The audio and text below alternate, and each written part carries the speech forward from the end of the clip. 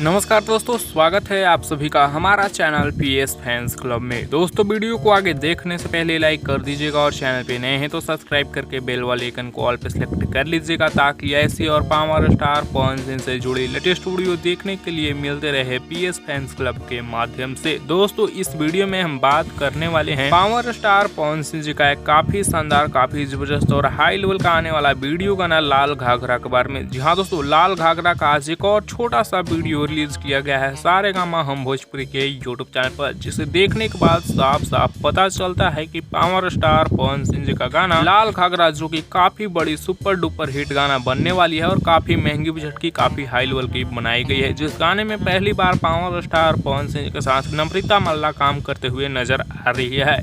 और दोस्तों बता दें कि इस गाने का टीजर कल सुबह में 11 बजे यानी 13 सितंबर को सुबह 11 बजे सारेगामा हम भोजपुरी के यूट्यूब चैनल पर रिलीज किया जा रहा है और कल टीजर देखने के बाद पता चल जाएगा कि फुल वीडियो गाना कब रिलीज किया जाएगा।